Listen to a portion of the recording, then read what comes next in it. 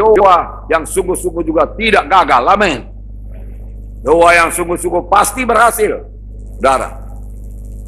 Saudaraku, apapun permintaan kita disampaikan dengan doa yang sungguh-sungguh pasti berhasil. Haleluya.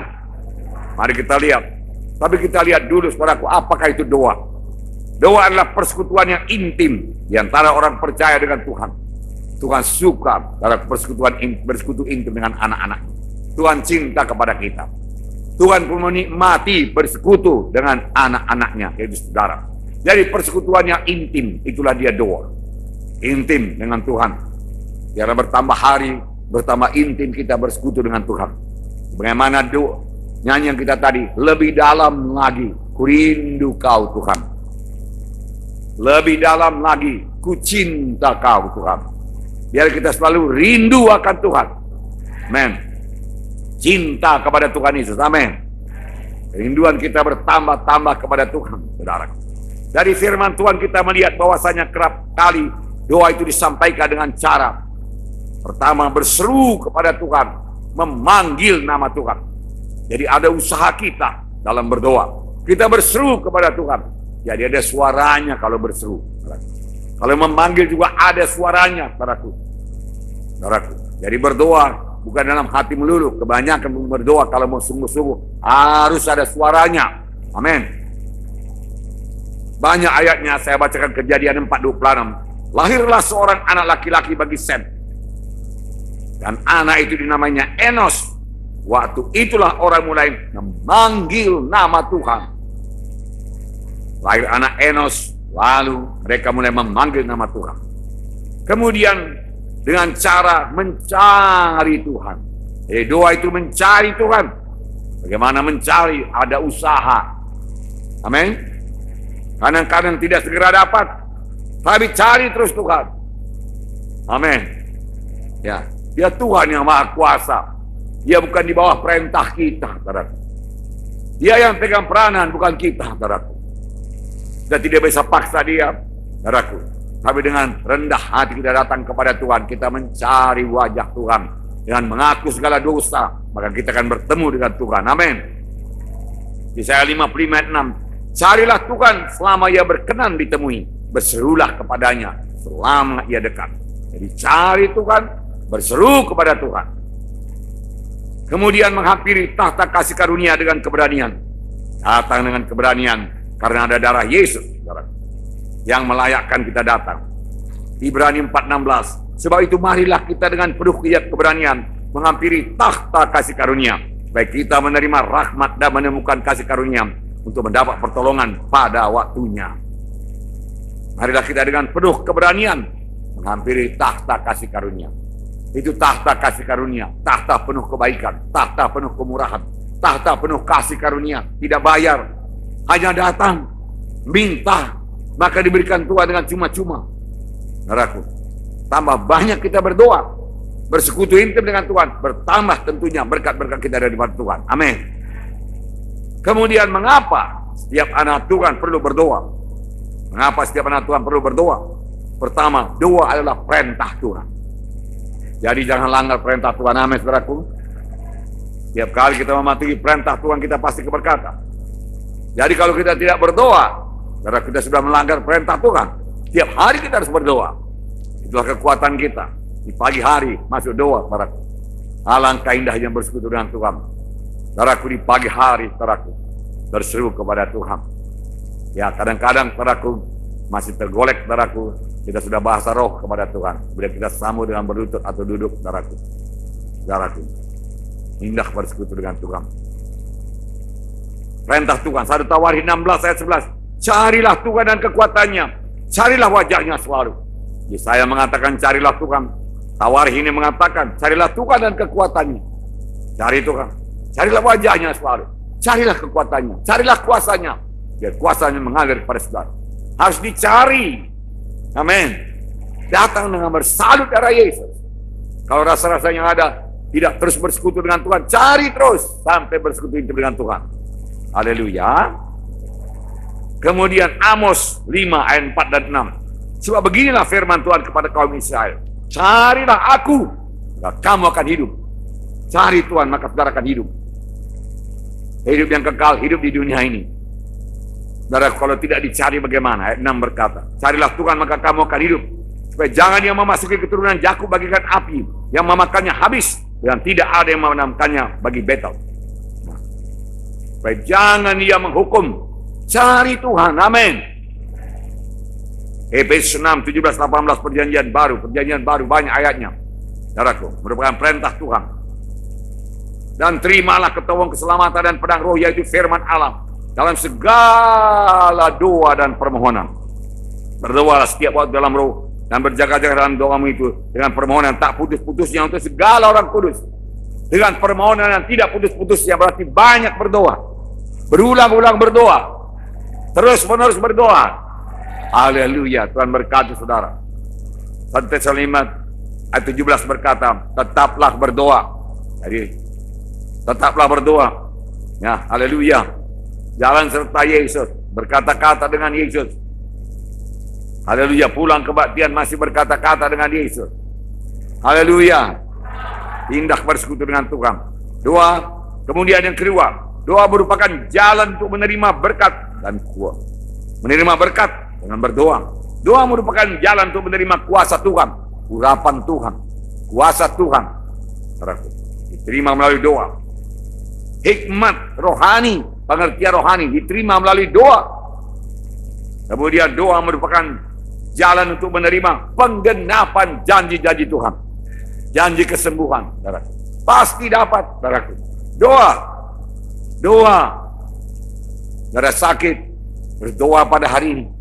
Berdoa, saudaraku, beberapa kali dalam satu hari untuk penyakit saudara. Berdoa besok, berdoa lusa, berdoa berulang-ulang, berdoa terus-menerus, berdoa dengan tekun, berdoa. Haleluya. Pasti sembuh. Haleluya. Ya. Tuhan Yesus berjanji akan memberikan Roh Kudus apabila kita meminta, mencari dan mengetuk pintu surga. Contohnya bagaimana sih minta ini? Karena minta aku Tuhan, minta Roh Kudus. Bagaimana mintanya? Lukas 11 ayat 5 sampai 13. Saya bacakan pada saudara. Begini meminta. Amin. Begini meminta. Sungguh-sungguh. Lalu katanya kepada mereka, jika seorang di antara kamu pada tengah malam pergi ke rumah seorang sahabatnya dan berkata kepadanya, saudara, pinjamkanlah kepadaku 3 roti. Sebab seorang sahabatku sedang berada dalam perjalanan singgah ke rumahku, dan aku tidak mempunyai apa-apa untuk dihidangkan kepadanya. Masakan ia yang ada dalam rumah itu akan menjawab, jangan mengganggu aku. Pintu sudah tertutup. Aku serta anak-anakku sudah tidur. Aku tidak dapat bangun dan memberikannya kepada saudara. Aku berkata kepadamu, sekalipun ia tidak mau bangun dan memberikannya kepadanya karena orang itulah sahabatnya, namun karena sikapnya yang tidak malu itu, ia akan bangun juga dan memberikan kepadanya apa yang diperlukannya. Karena setiap orang yang meminta menerima, dan setiap orang yang mencari mendapat, dan setiap orang yang mengetuk baginya pintu dibukakan. Bapa manakah di antara kamu jika anaknya minta ikan, daripadanya akan memberikan ular kepada anaknya itu ganti ikan? Atau jika ia meminta telur akan memberikan kepada yang kalajengking? Jadi jika kamu yang jahat tahu memberi pemberian yang baik pada anak-anakmu, apalagi Bapamu yang di sorga, ia akan memberikan Roh Kudus kepada mereka yang meminta kepadanya. Tuhan mengajarkan, beginilah berdoa. Seperti orang yang pada tengah malam, mengetuk rumah pintu sahabatnya dan minta roti 3 ketul. Sahabat buka pintu, dia katakan, seorang sahabatku dalam perjalanan singgah di rumahku, dan aku tidak punya apa-apa untuk dihidangkan kepadanya. Dia lapar, pinjamkan aku 3 ketul roti. Tetapi sahabatnya menjawab dari rumah, hari sudah tengah malam, aku sudah tidur dengan anak-anakku, aku tidak bisa bangun dan memberikan roti kepadamu. Tidak bisa. Tetapi karena dia terus mengetuk, terus minta terus, saudaraku, sebenarnya sudah ditolak, tetapi dia minta terus, ketuk terus, dengan tidak tahu malu. Waktu pelajaran training dahulu kita pelajari bahwasanya ini bahasa Grekanya aidos, tidak tahu malu. Dan ini pelajaran berdoa dari Tuhan Yesus. Ini perumpamaan Tuhan Yesus. Bagaimana berdoa? Beginilah kamu berdoa. Seperti seorang yang mengetuk pintu rumah sahabatnya, minta roti 3 ketul.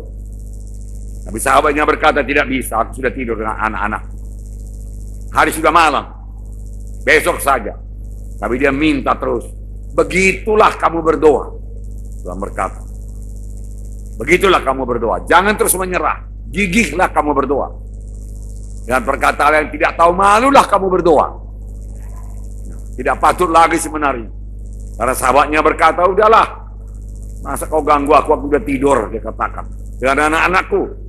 Di tempat tidur. Aku tidak bisa bangun.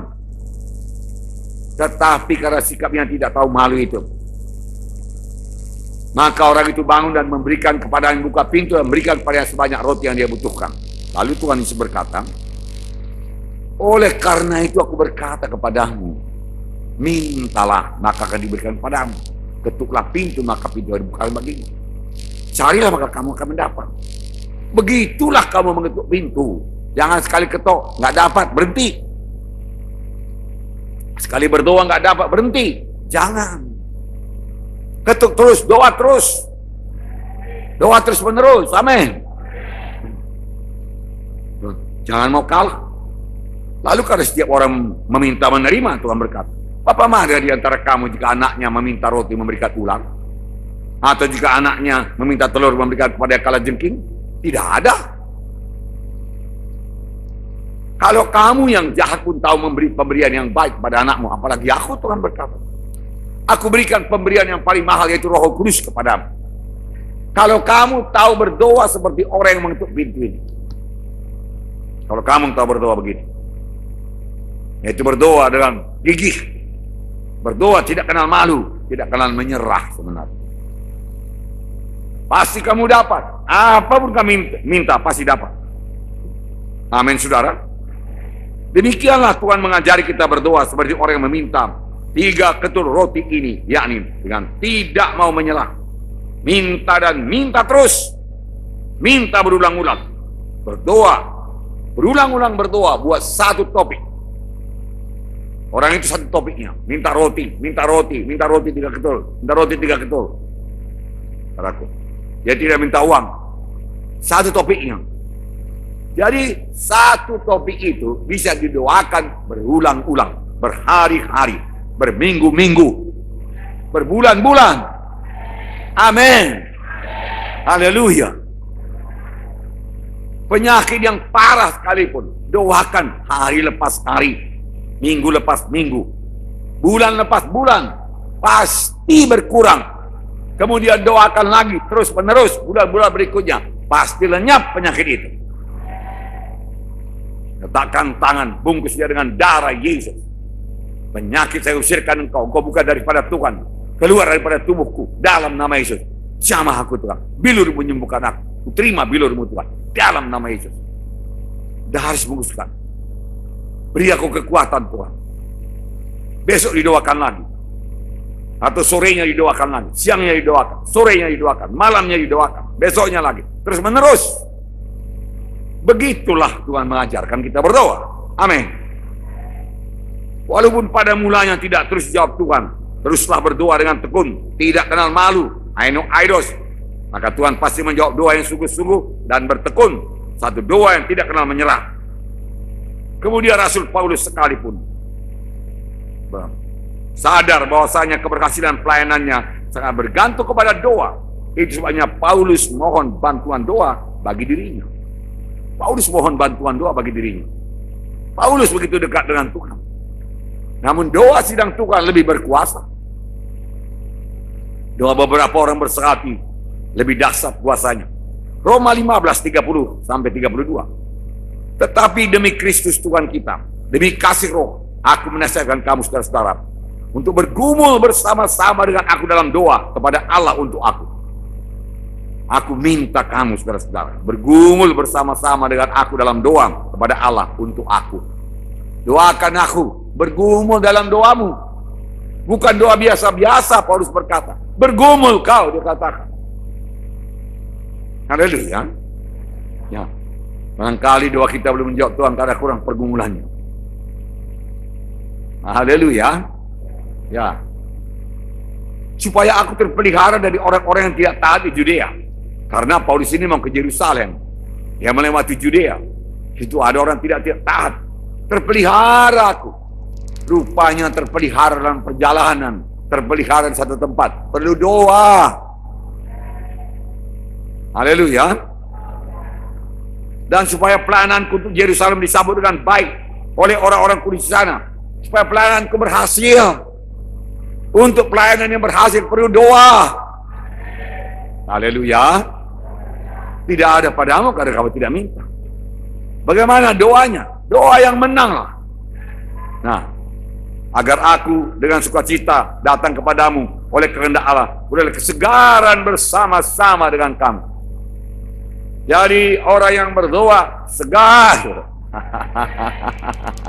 Haleluya. Ya, kurang berdoa kurang segar. Ya. Tidak berdoa tidak segar. Ini firman Tuhan berkata. Ya. Ketiga, Tuhan membatasi dirinya seturut dengan doa umatnya. Yang berarti kalau kita tidak berdoa, kita akan kehilangan berkat Tuhan. Seberapa kita minta, sebegitu dikasih Tuhan. Tuhan membatasi dirinya seturut dengan doa kita. Jadi jangan berdoa, Tuhan, Engkau mengetahui segala perkara Tuhan. Berikan pada aku apa yang paling baik. Nah, nggak betul. Doa mesti ada topiknya, jelas. Paulus berkata, bergumul supaya aku terpelihara terhadap orang-orang yang tidak taat di Judea. Bergumul dalam doa supaya aku beroleh kesegaran nanti bersama-sama dengan kamu. Saudaraku yang kasih dalam nama Yesus, yang berarti kalau kita tidak berdoa, kita akan kehilangan berkat Tuhan. Tuhan mau memberi, tetapi tidak ada doa, maka tidak jadi berkat disampaikan kepada kita. Tuhan mau memberi jiwa-jiwa baru, tetapi tidak ada doa, maka jiwa-jiwa baru tidak sampai diselamatkan. Karena itu mintalah kepada Tuhan yang punya tuaian, supaya mengirim pekerja-pekerja untuk tuaian itu. Mintalah kepada Tuhan supaya dia mengirimkan pekerja-pekerja untuk tuaian. Tuhan mau lebih banyak pekerja di ladangnya. Itu kehendak Tuhan. Namun Tuhan berkata minta, bagaimana orang minta roti 3 ketul itu. Barulah ada pekerja-pekerja. Kalau tidak diminta, tidak ada pekerja-pekerja. Tuhan membatasi dirinya turun dengan doa kita. Dapat saudaraku? Haleluya. Adalah kehendak Tuhan untuk mengirimkan penuai-penuai di ladangnya. Tetapi Tuhan hanya melaksanakan maksudnya memberi penuai-penuai jikalau kita berdoa sungguh-sungguh kepada Tuhan. Tanpa doa yang sungguh-sungguh, pekerja-pekerja untuk Tuhan tidak akan datang. Tidak akan datang tanpa doa sungguh-sungguh. Ada beberapa syarat supaya doa kita berhasil. Harus memiliki iman. Nah, kita sudah tahu. Karena Markus 11:24. Karena itu aku berkata kepadamu, apa saja yang kamu minta dan doakan, percayalah bahwa kamu telah menerimanya, maka itu akan diberikan padamu. Kalau saudara sakit, percayalah dengan berdoa aku akan sembuh. Aku akan berdoa terus sampai sembuh. Penyakit ini akan lalu daripadaku. Doa terus menerus, amin. Markus 9:23, jawab Yesus, katamu jika engkau dapat, katamu jika aku dapat. Tidak ada yang mustahil bagi orang yang percaya. Tidak ada yang mustahil bagi saudara, enggak ada yang mustahil bagi saya. Haleluya. Kemudian berdoa dalam nama Yesus, saya berhasil. Kita sudah tahu dalam pelajaran mengenai nama Yesus, Yohanes 14:13-14, salah satu ayat sudah kita baca waktu itu. Dan apa juga yang kamu minta dalam namaku, aku akan melakukannya, supaya Bapa dipermuliakan dalam anak. Jika kamu minta sesuatu kepadaku dalam namaku, aku akan melakukannya. Amin. Berdoa kepada Bapa juga dalam nama Yesus, Bapa akan melakukannya. Kenapa? Karena berdoa dalam nama Yesus, maka Tuhan sendiri akan merekomendasikan doa kita kepada Bapa, menyokong doa kita, mendukung doa kita, menyampaikannya kepada Bapa, lalu berdoa dalam nama Yesus, dijawab oleh Bapa. Amin. Doa sesuai dengan kehendak Tuhan, 1 Yohanes 5:14.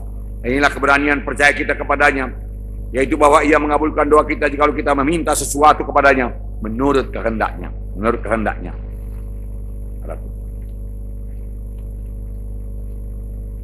Keempat, doa harus disampaikan dengan sungguh-sungguh dan bertekun. Dengan sungguh-sungguh, ini yang kita lihat pada hari ini. Ini berarti doa disampaikan dengan gigih, tidak kenal menyerah, bertekun, dan terus-menerus berdoa, berulang-ulang berdoa, bersungguh-sungguh berdoa untuk topik yang sama. Haleluya. Biar ini memberkati saudara. Saudara selama ini berdoa 1 kali, 2 kali belum dapat. Saudaraku, bukan Tuhan tidak mau memberikan, Tuhan melihat kesungguhan iman saudara. Gigih, tidak kenal menyerah, seolah-olah memaksa Tuhan, mendesak sekali kepada Tuhan. Wow, tanda kita percaya dan Tuhan suka. Doa disampaikan dengan mendesak demikian. Berulang-ulang berdoa. Contohnya Yakub, Kejadian 32, 24 sampai 32. Jadi berdoa itu pakai suara, amin. Sungguh-sungguh, amin.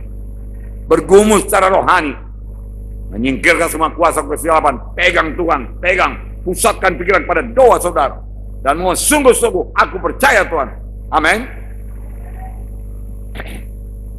Ini contohnya ayat 24. Lalu tinggallah Yakub seorang diri, dan seorang laki-laki bergulat dengan dia sampai fajar menyingsing. Bergulat itu bergumul. Ketika orang itu melihat bahwa ia tidak dapat mengalahkannya, dia memukul sendi pangkal paha Yakub. Ya, sendi pangkal paha itu terplecok ketika ia bergulat dengan orang itu. Lalu kata orang itu, biarkanlah aku pergi, karena fajar telah menyingsing. Sahut Yakub, aku tidak akan membiarkan engkau pergi jika engkau tidak memberkati aku. Bertanyalah orang itu kepadanya, siapakah namamu? Sahutnya Yakub. Lalu kata orang itu, namamu tidak akan disebutkan lagi Yakub, tetapi Israel. Sebab engkau telah bergumul melawan Allah dan manusia dan kau menang. Bertanyalah Yakub, katakanlah juga namamu. Tapi sahutnya, mengapa engkau menanyakan namaku? Lalu diberkatilah Yakub di situ. Yakub menamai tempat itu Peniel, sebab katanya, aku telah melihat Allah di hadapan muka, tetapi nyawaku tertolong. Lalu tampaklah kepada yang matahari terbit ketika ia telah melewati Peniel, dan Yakub pincang karena pangkal pahanya. Itulah sebabnya sampai sekarang orang Israel tidak memakan daging yang menutupi sendi pangkal paha, karena dia telah memukul sendi pangkal paha Yakub. Ada otot pangkal pahanya.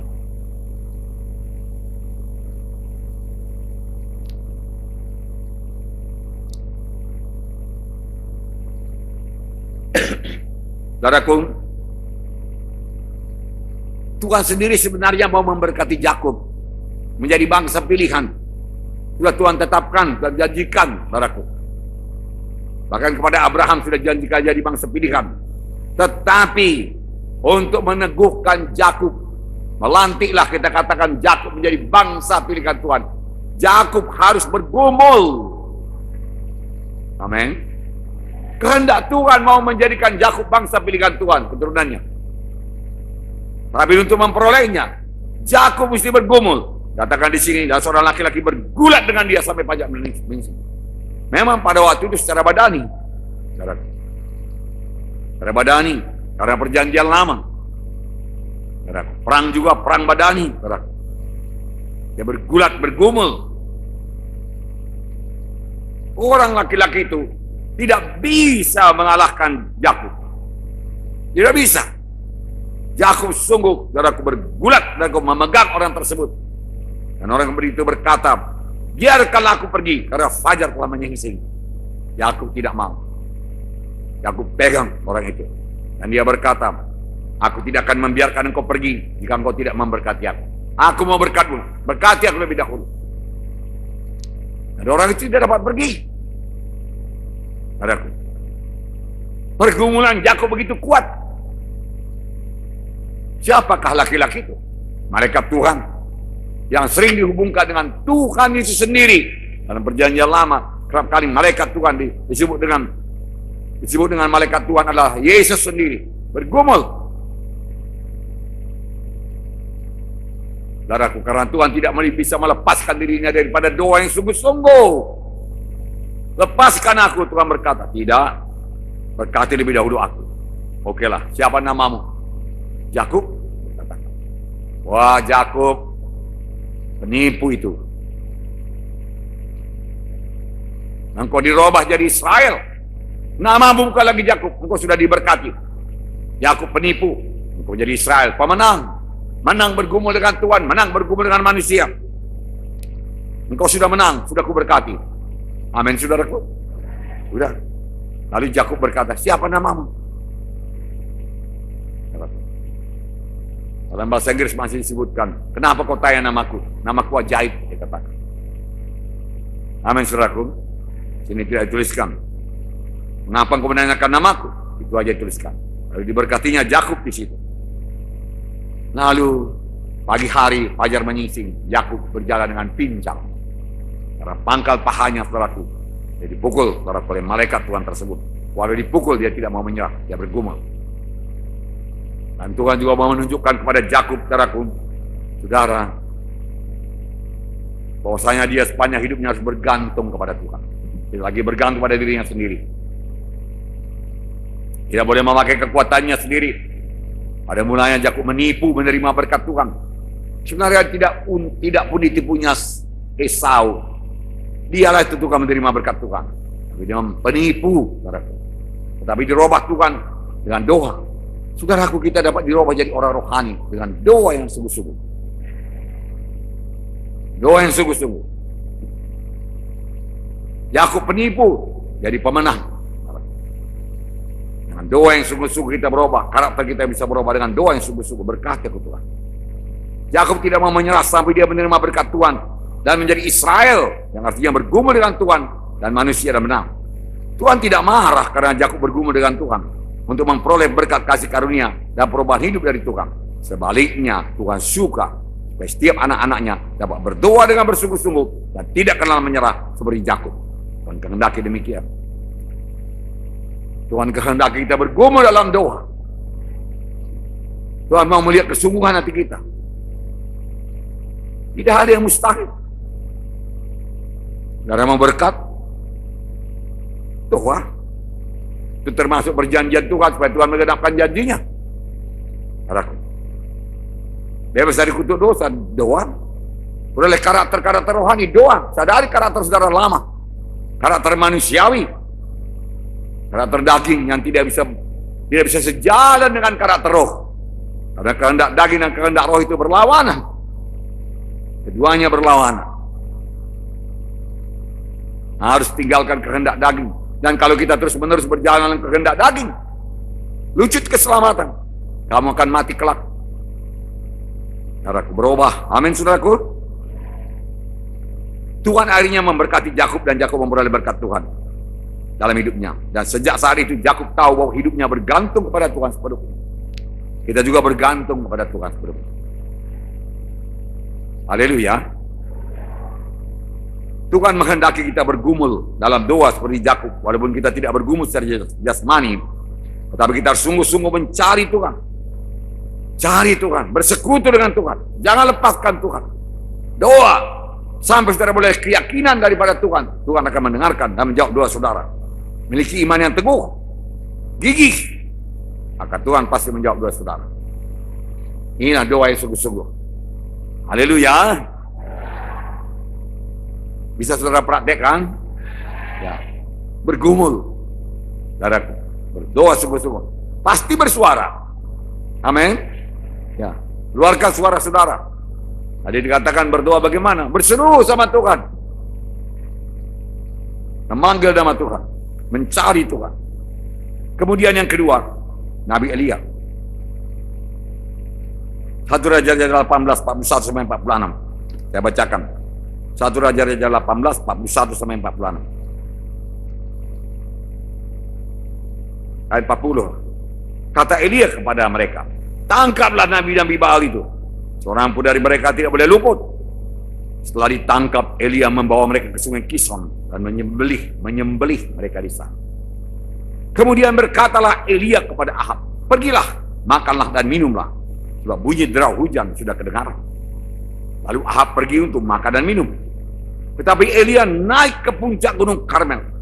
Lalu ia membungkuk ke tanah. Dan mukanya di antara kedua lututnya. Setelah itu ia berkata kepada bujangnya, naiklah ke atas, lihatlah ke arah laut. Bujang itu naik ke atas, ia melihat dan berkata, tidak ada apa-apa. Kata Elia, pergilah sekali lagi. Demikianlah sampai 7 kali. Pada ketujuh kalinya berkatalah bujang itu, wah, awan kecil sebesar telapak tangan timbul dari laut. Lalu kata Elia, pergilah. Katakanlah kepada Ahab, pasang keretamu dan turunlah, jangan sampai engkau terhalang oleh hujan. Maka dalam sekejap mata, langit menjadi gelap oleh awan badai. Lalu turunlah hujan yang lebat.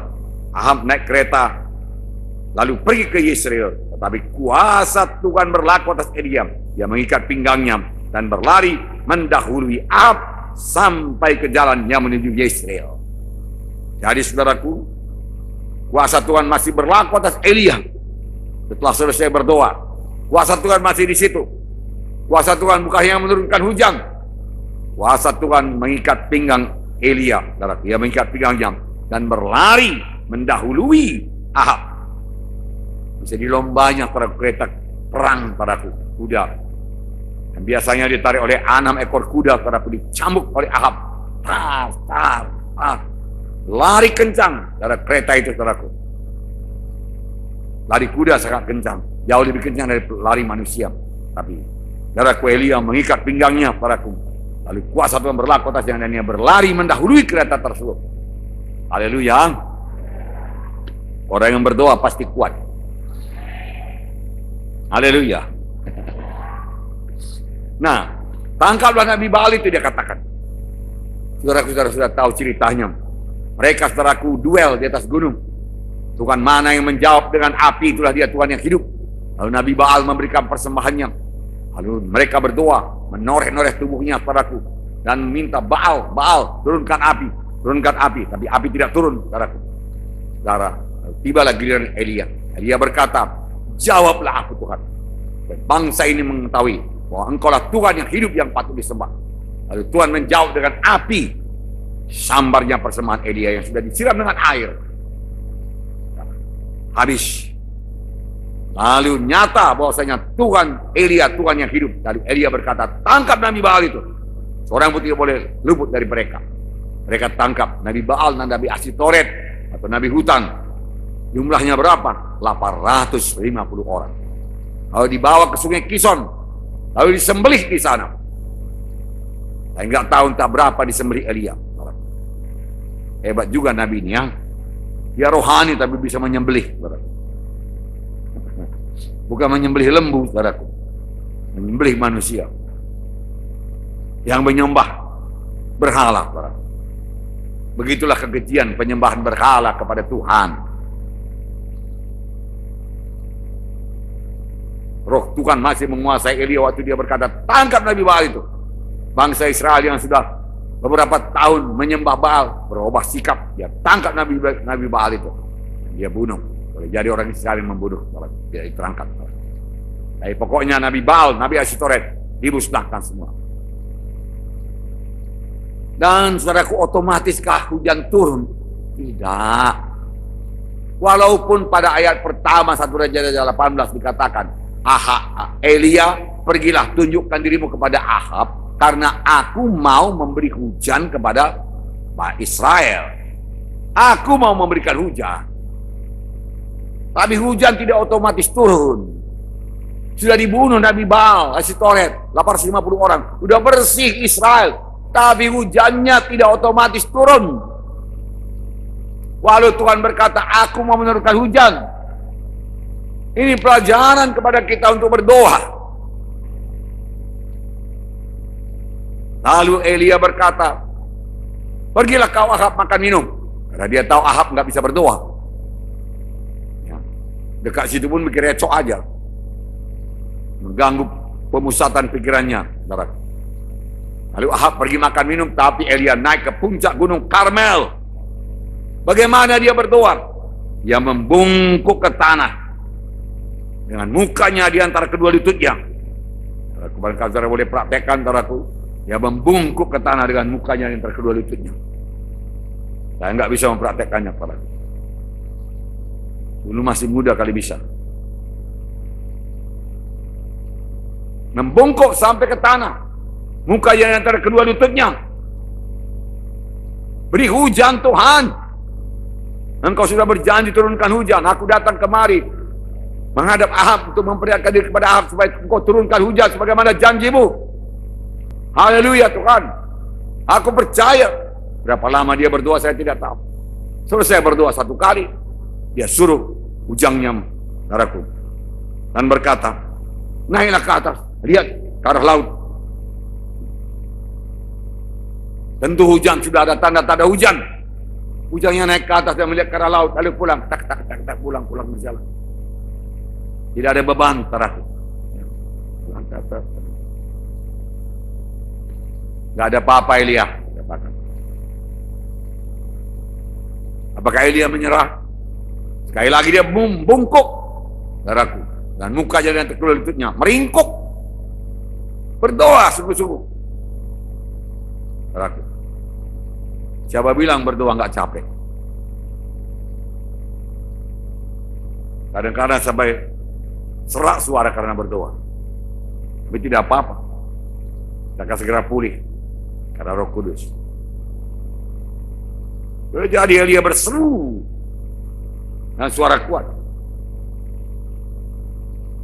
Kemudian 2 kali, lihatlah ke arah laut, karena dia yakin sudah dengarkan Tuhan 2 kali berdoa, karena meringkuk sungguh-sungguh, karena berdoa sungguh-sungguh. Oh, bujangnya lari-lari ke arah laut dan melihat, ada apa-apa, macam mana Tuanku ini. Tadi Nabi Baal, Nabi hutan api, tadi didoakan langsung turun, karena hujan tidak turun. Bagaimana Tuanku ini? Dia berkata, enggak ada apa-apa Tuanku. Dia berdoa lagi ketiga kalinya. Meringkuk juga. Menyuruh bujangnya pergi, lihat. Bujangnya lari-lari melihat. Berkata, enggak ada apa-apa lagi, Elia. 5 kali. 6 kali. Enggak ada apa-apa, Elia, gimana ini? Pulang aja kita. Barangkali bukan hari ini Tuhan mau menurunkan hujan. Besok kan bisa. Pokoknya Nabi Baal, Nabi hutan sudah dibunuh. Besok kita berdoa lagi. Elia tidak mau. Sekiranya Elia berhenti berdoa, hari yang ke-6, saudaraku, hujan tidak jadi turun. Walaupun Tuhan mau hujan, menurunkan hujan. Ya, Tuhan membatasi dirinya atas doa anak-anak. Doa yang sungguh-sungguh, doa yang tidak kenal menyerah, doa yang gigih. Elia berdoa lagi sampai 7 kali. Nah, sudah 7 kali berdoa, dia berkata, pergi bujang, lihat. Bujangnya pergi, melihat ke arah laut. Wah, Tuanku, ada awan sebesar tapak tangan. Apa itu cukup Tuanku untuk Israel? Tapak tangan.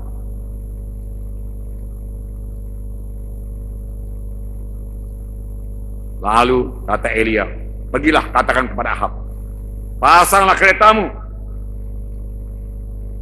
ngebutlah dia. Dia katakan, supaya jangan ditimpa hujan. Pulang ke Yesreel. Saudaraku, Ahab memasang keretanya lalu memacu, saudaraku, kudanya, saudaraku. Seketika itu juga langit menjadi gelap dan hujan badai turun dengan lebatnya. Israel menerima hujan berkat Tuhan. Tapi Elia mengikat pinggangnya, saudara, dan lari mendahului kereta itu. Luar biasa. Setelah Filipus bersaksi kepada sida-sida, saudara, Tuhan mengangkat dia, saudara, dan meletakkannya di Afrod.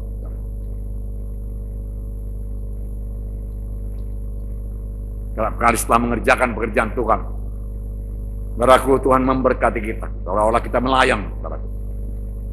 Ringan, saudaraku, badan kita, saudaraku. Sehat kita, sukacita kita, sore kita.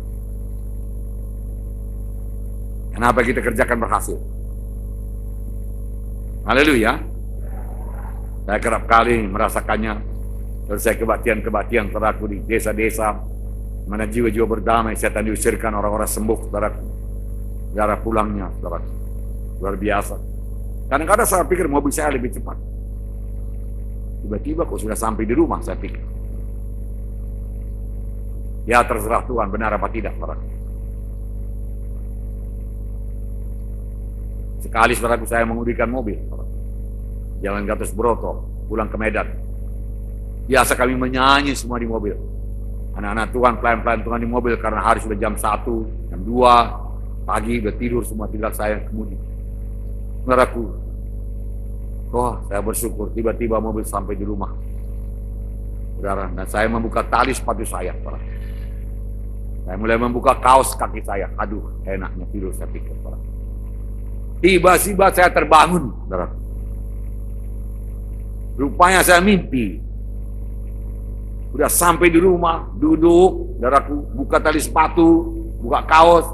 Saya masih di mobil, saudaraku. Saudara, pegang setir, saudaraku. Wah, terkejut saya, saudaraku. Terkejut. Benarkah ini, saya pikir. Aku tadi sudah sampai di rumah, tidur aku tadi. Saya ambil air, saudara, karena ada hujan, saudaraku. Saya buka kaca, saya ambil air, saya taruh ini mata saya, saudara. Benar-benar saya mimpi. Tapi jangan tiru, saudaraku. Jangan. Lama juga lah mimpinya itu. Sampai di rumah, buka sepatu, saudaraku. Buka kaos. Enaknya tidur, saya pikir. Ini saya tidur. Lalu saya lihat, saya sadar saya masih menyetir mobil.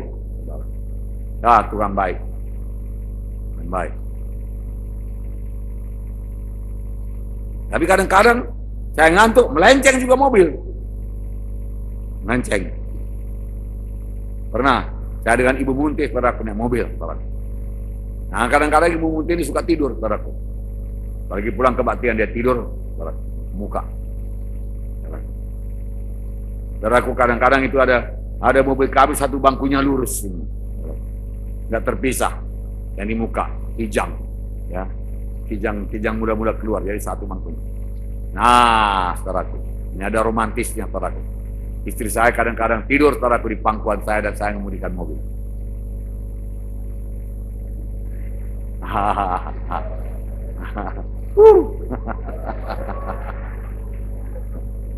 Tidak apa-apa, saudaraku. Sekali, saudaraku, saya ngantuk, saudaraku. Saudara, tapi masih mengemudikan mobil. Tiba-tiba istri saya terjaga. Dan dia lihat mobil sudah ke kanan. Mau melenceng ke paret, saudaraku. Dan dia berteriak-teriak, saudaraku. Saudara, saya tahu saya sudah di kanan. Segera saya rem, saya kembalikan ke kiri, saudaraku. Ngantuk kamu, dia katakan, iya, saya bilang, saya ngantuk. Jadi memang tidak boleh ngantuk. Amin, saudara.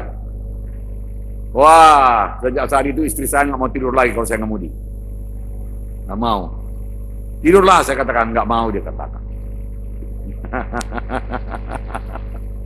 Nggak percaya lagi dia, saudaraku. Nah, jadi jangan mengantuk. Berdoa pun jangan mengantuk. Amin.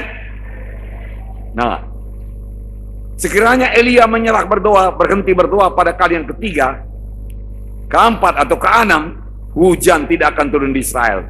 Walaupun menurunkan hujan tersebut adalah kehendak Tuhan. Tapi Elia mempraktekkan puasa doa yang sungguh-sungguh, tidak kenal menyerah. Maka hujan turun dengan sangat lebatnya.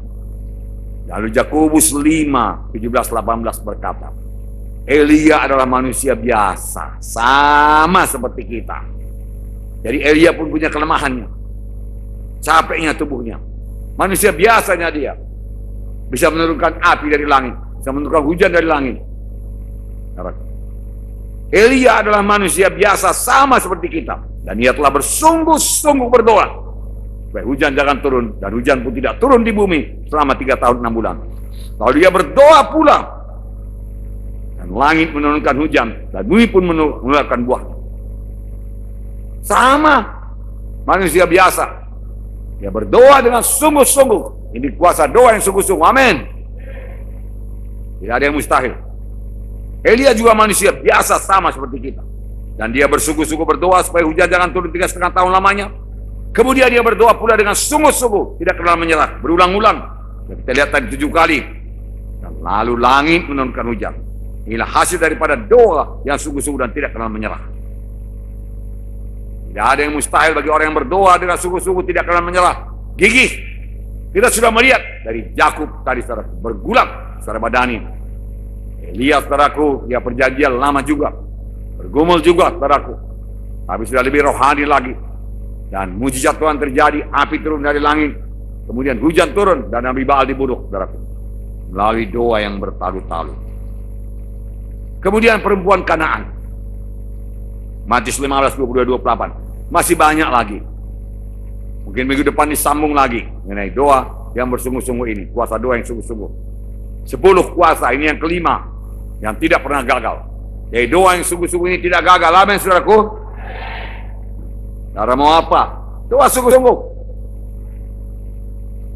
Doa sungguh-sungguh. Kita katakan tadi, bukan. Kalau permintaan saudara bukan kehendak Tuhan, kalau saudara berdoa sungguh-sungguh, akan dinyatakan Tuhan. Itu bukan kehendakku anakku, ini kehendakku. Mohonlah. Amin. Ya, pokoknya doa sungguh-sungguh. Matius 15, 22-28. Maka datanglah seorang perempuan Kanaan dari daerah itu dan berseru, kasihanilah aku ya Tuhan anak Daud, karena anakku perempuan kerasukan setan dan sangat menderita. Ini perempuan Kanaan. Dia berseru, kasihani aku Tuhan. Anakku kerasukan setan dan sangat menderita. Tapi Yesus sama sekali tidak menjawabnya. Lalu murid-muridnya datang dan meminta kepada Yesus, suruhlah ia pergi. Dia mengikuti kita dengan berteriak-teriak. Jawab Yesus, aku diutus hanya kepada domba-domba yang hilang dari umat Israel.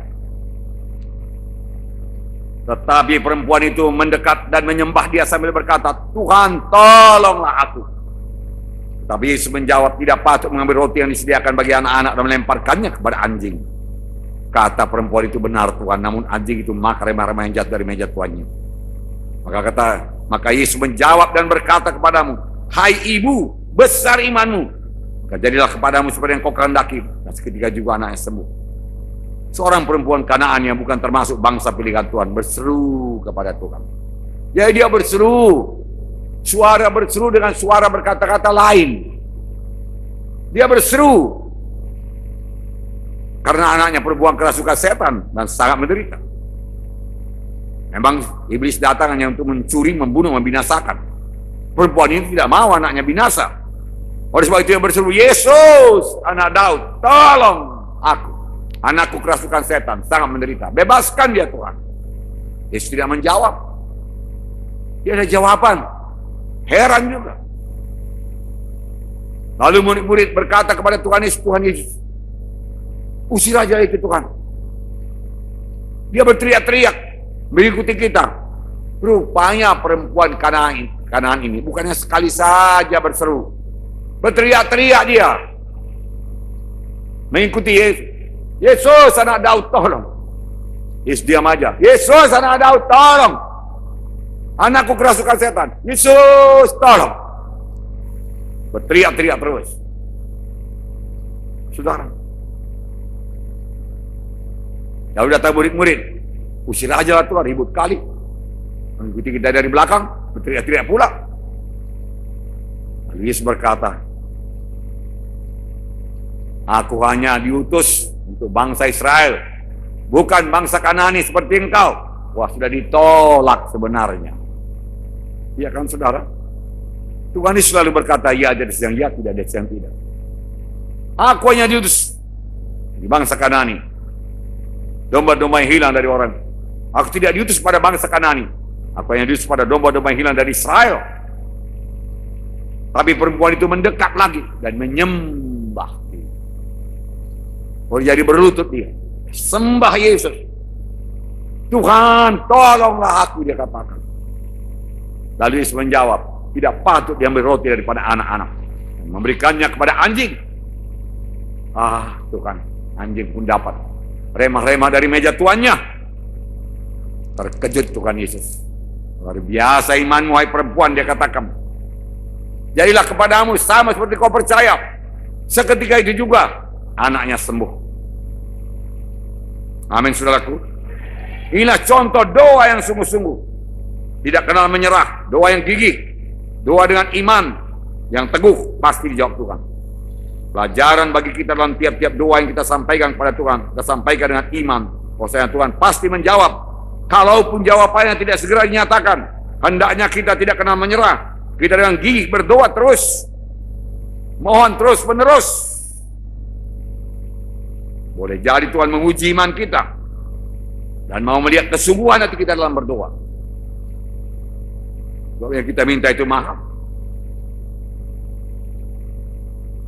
Kita harus berdoa terus-menerus sampai Tuhan memberikan jawabannya. Dengan demikian kita akan mengalami kuasa Tuhan dalam hidup kita, jawaban doa kita, urapan Tuhan, pengertian-pengertian baru daripada Tuhan, kesembuhan daripada Tuhan, kebebasan daripada Tuhan akan genap dalam hidup kita. Tidak ada yang mustahil bagi orang yang percaya. Tuhan berkata, katamu jika aku dapat, tidak ada mustahil kepadamu kalau kau beriman, kalau kau berdoa bertalu-talu, berdoa sungguh-sungguh, berdoa dengan gigih, berdoa dengan percaya, berdoa yang tidak kenal menyerah. Itu akan jadi kepadamu. Amin. Haleluya. Nah, saudaraku, doa yang sungguh-sungguh juga menunjukkan iman kita, percaya kita, kasih kita kepada Tuhan, persekutuan kita yang intim dengan Tuhan. Kita berdoa sungguh-sungguh. Haleluya. Pujilah Tuhan, saudaraku. Haleluya. Saudaraku, biarlah kita berdoa yang sungguh-sungguh. Pelajaran kepada kita. Haleluya. Suatu kuasa yang tidak bisa gagal. Mari kita berdiri.